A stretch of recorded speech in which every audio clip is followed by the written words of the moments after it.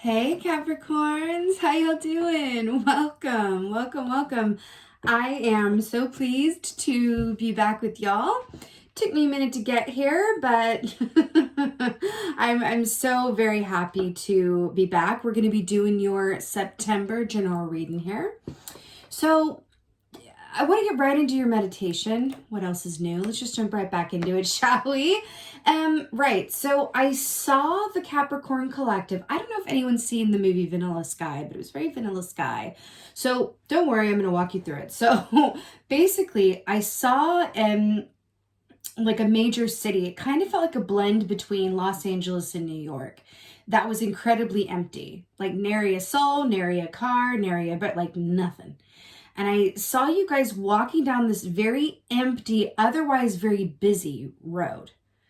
And I saw this red carpet, like that it would be at like a movie premiere, right? And I saw you guys kind of walk past it, and it seemed kind of odd and out of place because nobody was around.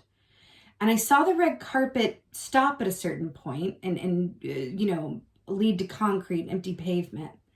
And then I saw you guys go and climb and kind of, you were sitting on top of like half a building and kind of looking down and getting this aerial perspective. And then I saw a bear come out, and I heard you guys say, I need a break. And the bear, this beautiful, big, very chill, grizzly bear, says to you, the Capricorn Collective, I never question the timing. There's healing in the stillness, and I never wonder when or if I should do things. I simply move when I want to move, and I'm still when I want to still, and I'm always right. So bear medicine, yes, is largely about movement versus stillness. If you think about bears and the hibernation, and if you think about a bear when they're hibernating, there's no, it's just what it is. There's no room for negotiation. It's just, this is when I hibernate, and this is the time of year when I come out to eat and roam around and be a bear in the spring and all of that. So it feels like there's a lot of energy around the timing of things. And also, I feel like there's an impetus within you guys to reconsider your circumstances or your approach to your circumstances from a higher or aerial perspective, wrapped in a lens that is, time specific. Okay. Right. Let's get right to it then. Let's see what your animal energy is for September, my Capricorns. My sea goats, what's going on? What's going on? Oh! You went and got my favorite. Hello, crow. So obsessed. You guys are the first signs to get the crow this round. I'm really excited about it. I'm loving this situation going on with the double crow. Right, this is really cool. So crow energetically equates to that of the high priestess in the tarot, which is all about, well, it's interesting because high priestess is about connecting to your intuition for a different or higher, right, aerial perspective, right? But it's also to access the wisdom that is within you, that is only accessible through stillness and introspection, right? There's also an aspect of, crow medicine that speaks of messaging, synchronicity, and also, yes, timing. So crows are related to the number 5, which is the number of change. It really does feel like you guys are in a place where you are being invited to switch and change up your approach to something, how you do something, how you see something. You are being invited to switch it up because I do feel like there is a better way, but I feel a bit funny about the way better because I feel like that implies a certain judgment as to how y'all are doing it now, and that's not so. It's more like there's an energy around, hey, there's this upgraded version to download for your system. Like, would you like to upgrade now, or would you like to try tonight or in an hour from now, but you have to be connected to power to do it? You know, like it comes up on your computer though. And then I feel like there's an aspect of you that's tempted to go, just try tonight or remind me tomorrow. But you're being invited to update now. And I do not feel like it's overly drastic. I feel like it's a certain update around connecting into your inner guidance metronome, right? As to the timing, the when and how you do things. There's something innately about the timing here, right? It feels like there's a better, easier way around the timing. This could be how you spend your time, what blocks of time, what time looks and feels like to you, your relationship to time, right? Also, when Crow is coming through, there's going to be a lot of signs and signals and messages and happenstances that are coming through for you to point you in this direction. And I feel like the direction is towards a more ease-filled existence, right? And I feel like that's a lot of bear medicine as well, right? Because there's an energy around the bear of a complete lack of self-doubt or second guessing. So I feel like this is the invitation for you, okay? All right, let's see what's going on. Let's see what's going on, Capricorns. All right. You know, Crow medicine is also about... Crow medicine is also about manifestation, right? And crows come through when you're being called to speak the truth of something or raise your voice up, or, you know, speak on behalf of something that isn't just or fair or whatever have you. So Crow is also, you know, linked to that energy of justice, okay? Wow, so this is really amazing. So by the way, how obsessed are we with this new deck I got? I just got it in Glastonbury, actually, and I'm really loving it. So this is the Six of Cups. So just take a minute. So we got this lady, right, with the good hair, standing in a forest, right, and looking in a mirror. So traditionally speaking, Six of Cups is about the past. It's about nostalgia. It's about how you remember things, how you perceive things from the past. If it's in the upright, it's about a sweet nostalgia about, wow, those were the days. Wow, that's lovely when I remember and think about that. In the reverse, it can be remembering things in a more rosy or more thorny way than they actually were, right? Six of Cups is a very tricky energy in my experience, right? So I'm loving how this is depicted here, because we have this lady looking at herself in this mirror, and it's all about how she sees things in a reflective surface. And this is really interesting because we were talking about your perspective and seeing things from a higher perspective in order to gain clarity, but also to consider. I feel like that's a big keyword here. I'm seeing, so whenever, I don't know if it's popping in my head this way, because I saw like a movie premiere thing, but in SAG-AFTRA, if you're part of the union, you're sent screeners for award season, and it says for your consideration when you're watching, you know, the DVDs, and I'm hearing for your consideration.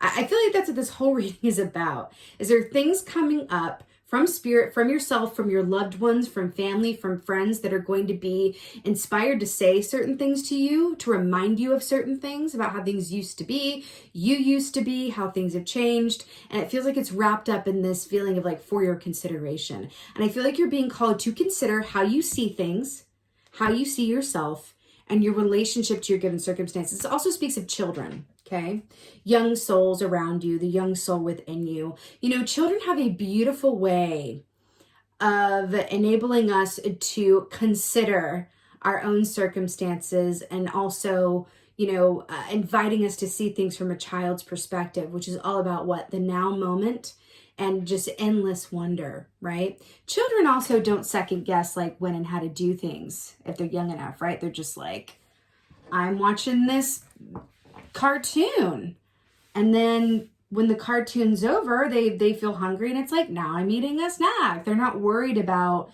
you know, what's for dinner or whatever have you. It's just it's a beautiful now moment medicine, and that links into the timing of the bear as well. I feel like this is going on. Woohoo! Here we go.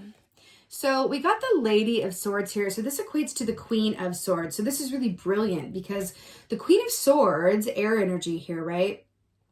Gemini, Libra, Aquarius. So this rules the realm of the mind, the thoughts that we think, right? This is all of our mental activity.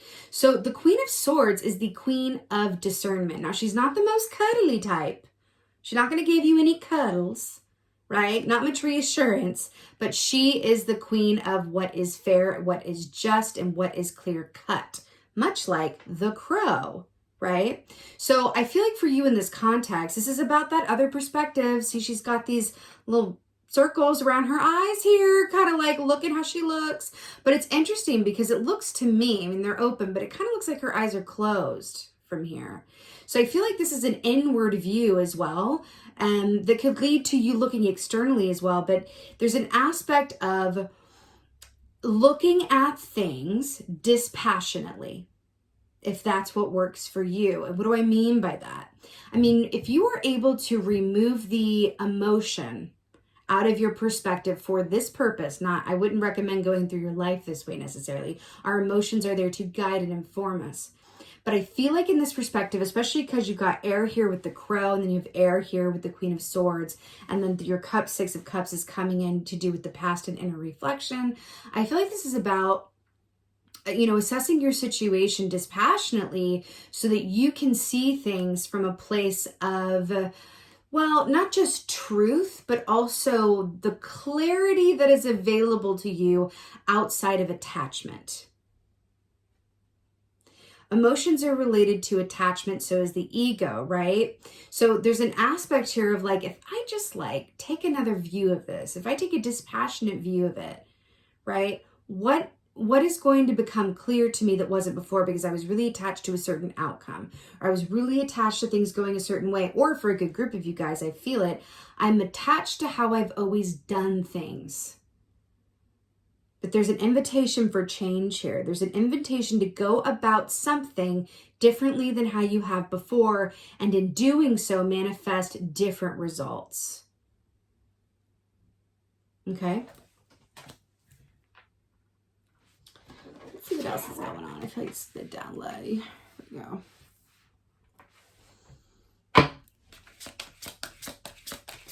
What else? Ooh. Nine of Cups, you don't say though.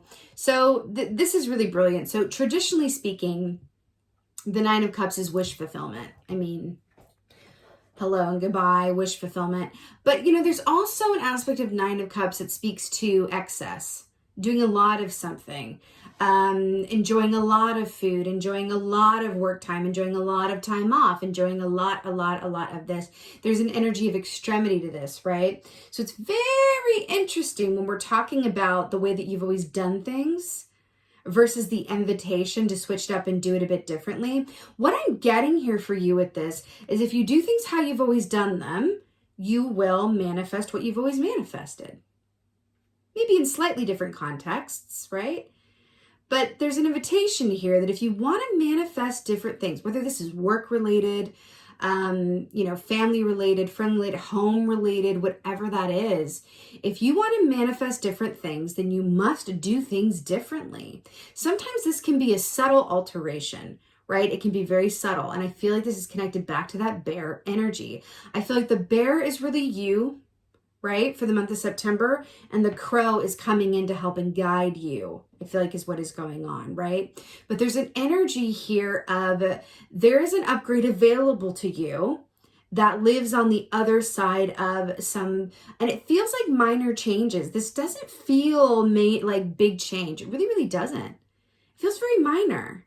And I feel like it's going to be very specific to you. Like, let me just give you an example. Let's say that you are working from home, like, many people are at the moment. Let's say that you are working from home and you have a family, right? And your routine is that you wake up early every day, you get a workout in, and then you spend, breakfast with the family, you do lunch, and then you give yourself like an hour in the afternoon to, check on work, and then you go back to it, and really work at night after dinner when the kids are asleep or whatever. Let's just for random example, let's say that that's how you've always done it. But spirit, your higher self, the universe is coming in to say, hey, you're going to get a lot more done and feel like you have more energy for your family if you reverse that and do the work earlier in the day, then be with the family, then at night do your workout, because that's going to help you sleep better as well, and then wake up refreshed, ready to work, and then go to the, you see what I'm saying? It could be something very minor like that, which may not feel minor. Changing it up can not sometimes feel the opposite of minor. It can feel quite major. But there's some, and it's going to be different for everybody, but it could even be relationship wise, where it's like, you know, I always approach, you know, this issue with my partner this certain way, but it keeps giving me what I don't want. They keep having the same reaction. So what in me can I shift to get a different reaction? How can I be heard a little bit better? What can I change within me to do it? With the high priestess, with the crow energy and the bear, this is about looking inside of yourself and really being clear and honest and clear-sighted with the Queen of Swords, right? About what can you change within yourself to elicit an upgrade and happy change and manifestation in your physical given circumstances. Okay? Circumstance. All right. Let's get some clarifiers for the Six of Cups. Yay! So we got the World. I'm really obsessed with this. So we got the World key to clarify the Six of Cups. I'm really obsessed with this because this World key, how this is depicted here, is like a shot from an airplane, right? What is this? The perspective, the higher perspective. It keeps coming up. Take a bird's eye view. Right? This is really brilliant because you're literally in the air looking down and your emotions are way down here and you're taking a dispassionate view and assessment. Now, traditionally, the World is completion. This is the last key in the major arcana, right? Which means you're done. It's successful completion. Time to move on. Goodbye. I feel like there's an aspect here because it is linked with the Six of Cups of closing the door on the past. Again, it's going to be different for everybody, but this could be closing the door on how you thought things would be, on how you used to be, on how you used to look. I feel like that is for somebody, how you used to look. Goodbye. Right? There's like a certain sense of like maybe even the success that you had or the, you know, how you felt about yourself. There's an aspect of releasing that aspect of you in time and space, so that you can upgrade to the best version of you and your circumstances that is available to you in the now time. Okay? Some of you guys, I think, aren't even aware that you're clinging onto it in this way, but I feel like you're trying. Let me just give you a brief example. Another one. I don't know how many of you know this, but I'm about to let you know. I have spent most of my life in acting school. Since I was very young, I've always been trained in the theater and acting. And I was in a class once and I had done a monologue. It was Olivia from 12th Night. And I had done a monologue and it went really well. And the teacher was like, that's perfect. I have no notes, which is very rare in acting school to hear that they don't have any notes. So I was like, yes, no notes. And then I had to do it again for a second time up. And I tried to recreate what had happened, how I did it before. And in doing so, it just wasn't as good because it wasn't honestly organic from that now moment that I was in. I was a different person 2 weeks later. I was feeling different. I'd eaten differently that morning. I was wearing different clothes. The sun was out as opposed to raining. Whatever it was recreating that past success that made it fall short that second time. And I feel like that is a really good analogy for the energy that I'm picking up here. There's an aspect of wanting to recreate or have things how they were before, or a reluctance to switch it up around the timing or the way in which you do something, okay? Queen of Swords. Yeah, Six of Pentacles. I'm here for it. So this is really brilliant. This is really brilliant. So Six of Pentacles, traditionally speaking in the Tarot, this is, well, Earth energy here if y'all Capricorn. This is the first Earth energy you've got. Hello and goodbye. So Six of Pentacles is about reciprocity. It's a mutually beneficial partnership, right?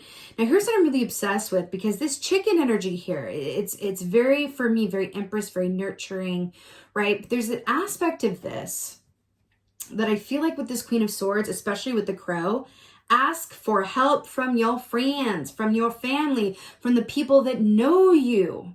invite their perspective, their outlook, how they see things. You might even want to talk to people from the past and say, hey, do you remember this? Am I remembering this how it really was? How do you remember this? Or, hey, Mima, like I'm thinking about switching up my schedule. I'm thinking about doing something different. I haven't reached the success I want to reach. I don't feel like I'm the best version of myself, or I feel like I'm doing pretty well, but I'd like to do even better. I got big dreams, Mima. Whatever it is, eliciting the perspective and help of those around and close to you that really have something to say and can speak from a shared experience. That can be enormously helpful, okay? It's all about perspective, y'all. It really is. It's all about perspective. Nine of Cups. Oh, really? And I just said it's all about perspective, and then we have the Hanged Man. Ooh, upside down. The Hanged Man, which is all about perspective. I'm here for it in every single way. So Hanged Man, major arcana. Is this your second major arcana? So you got the World and the Hanged Man. Interesting. To clarify the Nine of Cups, so the Hanged Man, yes, is a temporary pause in the action in which you have the opportunity to view your circumstances from a different perspective, and in doing so, gain some much needed insights and clarity. And you have this with Nine of Cups. We've literally already talked about this, about looking at how you do things so that you can manifest different things or better things than you ever have before, in whatever form that takes, okay? This is really brilliant for you guys. In order to do this, though, it does require that you I almost said make time for it, but I feel like that's a counterproductive word for y'all right now. I feel like it's more invite yourself to this time in order to do this, right? It's a bit of a roadmap as to how to manifest more or different things than what you had before, okay? It's really nice. I'm feeling it, Capricorn. I'm feeling it. And again, I'm really, look, it's at the bottom of the deck, Polar Bear, Hierophant. I'm really feeling like call upon, it feels a bit like whamby-pamby woo-woo, I know, for a lot of folks, but at the end of the day, calling upon bear energy, for example, you can even just have the thought and think, bear energy, let me sit with that today. Or, hey, bear energy, if you're out there in the universe, come and holler at me today. And then watch the universe respond to that request by, signs and synchronicities and conversations and TV shows and songs that come on the radio and blah, blah, blah, blah, blah, blah, blah. And kind of watch and see what happens from a place of like childlike wonder, right? Because it's really amazing how that can happen. The bear medicine is there to help you take divinely inspired action and know when to move and when to be still. Okay? Let's get an oracle. Oh, sookie, sook, you don't say. Look at this. We got the Swan Queen that says transformation, intuition, and patience. Let me just say that again for the seats in the back. Transformation, intuition, and patience. That is literally what we're talking about. You are being invited to a roadmap and an upgrade in which you can transform your circumstances or your sense of self for the better. Intuition, that high priestess energy with the crow coming to, I almost said call, but I'll say coming to caw at you. And patience with that Hanged Man and taking the time to be still and gain that aerial perspective. Now, this is also the key number 13, 1 + 3 is 4, which is the number of what? Staying put and sitting still, right? Again, this whole thing is really about for your consideration, like the timing and the way in which you do things. You have an ability to upgrade and get some much needed sort of notes around where you can sort of integrate it into your situation with ease. And if you master, and it's like, it's a process of life, right? As humans, it's not easy. But if you are able to master true timing, you never feel like you wasted time and you always have the energy that you need. And that's the T. It's just difficult to do that and then hold on to it, right? But something to think about with that bear medicine, okay? Bears are masters of timing, okay? All right, my Capricorn. Woo! It's so good to be back with you guys. I want to thank you guys also for all of the kind emails and notes and messages and comments and letters delivered by carrier pigeon that y'all sent to me in my time off. I really appreciated every single one. It really kept me very happy and excited to come back and be with y'all. So thank you very much. And with that being said, just thank you. Thank you again so much for being here. I'm going to be back with y'all so soon. And as always, and most of all, thank you for being you, and be well. Until next time.